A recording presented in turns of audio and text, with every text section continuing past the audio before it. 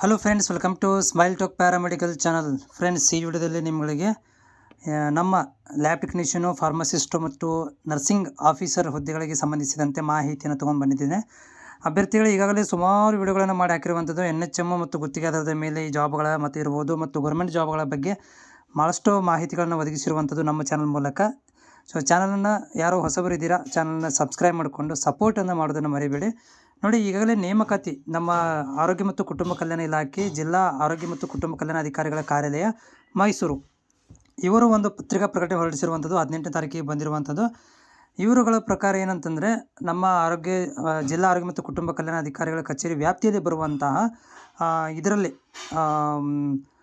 ಇದು ಲ್ಯಾಬ್ರೇಟರಿ ಇರ್ಬೋದು, ಹಾಸ್ಪಿಟ್ಲ್ಗಳಲ್ಲಿ ಖಾಲಿ ಇರುವಂತಹ ಹುದ್ದೆಗಳನ್ನು, ಅದು ಲ್ಯಾಬ್ ಟೆಕ್ನಿಷಿಯನ್ಸ್ ಇರ್ಬೋದು, ಫಾರ್ಮಸಿಸ್ಟು ಮತ್ತು ನರ್ಸಿಂಗ್ ಆಫೀಸರ್ ಹುದ್ದೆಗಳನ್ನು ಭರ್ತಿ ಮಾಡ್ಕೊಳ್ಳಿಕ್ಕೆ 1 ವರ್ಷದ ಅವಧಿ, ನೋಡಿರಿ 1 ವರ್ಷದ ಅವಧಿಗೆ ಪೂರ್ತಿ ಮಾಡಲು ಅರ್ಹತೆ ಇರುವಂಥ ಅಭ್ಯರ್ಥಿಗಳನ್ನು ಇದರ ಮುಖಾಂತರ ಆಫ್ಲೈನ್ ಅಪ್ಲಿಕೇಶನ್ಗಳನ್ನು ಕರೆದಿದ್ದಾರೆ.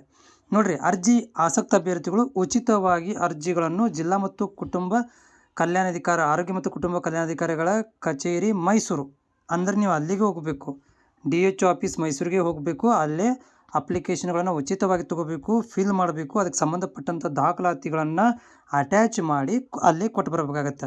ನೋಡಿ, ಇದಕ್ಕೆ ಕೊಡಲಿಕ್ಕೆ ದಿನಾಂಕಗಳು ಯಾವಾಗಿದಾವೆ ಅಂದರೆ 20ನೇ ತಾರೀಕಿಂದ ಅರ್ಜಿ ಸ್ಟಾರ್ಟ್ ಆಗಿದೆ.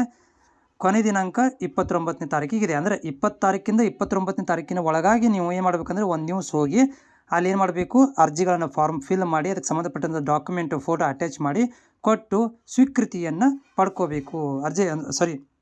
ಅರ್ಜಿಗಳನ್ನು ಕೊನೆ ದಿನಾಂಕ 29ನೇ ತನಕ ಕೊಟ್ಟಿದ್ದಾರೆ, ಸ್ವೀಕರಿಸುವ ದಿನಾಂಕ. ಅದರ ನಂತರ ಇನ್ನೊಂದು ಏನಂತಂದರೆ, ಇಲ್ಲಿ ಸ್ಥಳ ನೀವು ಎಲ್ಲಿ ಹೋಗ್ಬೇಕಂದ್ರೆ ನೆನಪಿಟ್ಟುಕೊಳ್ಳಿ, DHO ಆರೋಗ್ಯ ಮತ್ತು ಕುಟುಂಬ ಕಲ್ಯಾಣ ಅಧಿಕಾರಿಗಳ ಕಾರ್ಯಾಲಯ, NPS ಆಸ್ಪತ್ರೆ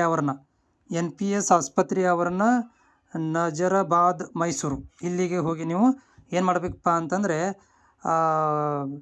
ವಿಸಿಟ್ ಮಾಡಬೇಕಾಗತ್ತೆ. ಯಾವಾಗ ಅಂತಂದರೆ ಇದನ್ನು ಮಾಡಲಿಕ್ಕೆ, ಯಾವಾಗ ಮೂಲ ದಾಖಲಾತಿಗಳನ್ನು ವೆರಿಫಿಕೇಷನ್ಗೆ ಕರೆದಾಗ 31ನೇ ತಾರೀಕಿಗೆ ಕರೀತಾರಂತೆ.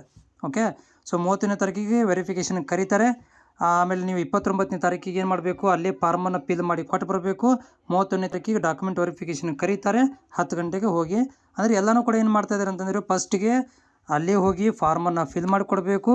ಆಮೇಲೆ ಅದಕ್ಕೆ ಸಂಬಂಧಪಟ್ಟಂಥ ಡಾಕ್ಯುಮೆಂಟ್ ಕೊಡಬೇಕು 29ನೇ ತಾರೀಕು ತನಕ. ಆಮೇಲೆ 31ನೇ ತಾರೀಕಿಗೆ ಏನು ಮಾಡ್ತಾರೆ, ಅವರು ನಿಮ್ಮಗಳಿಗೆ ದಾಖಲಾತಿ ವೆರಿಫಿಕೇಷನ್ಗೆ ಕರೀತಾರೆ.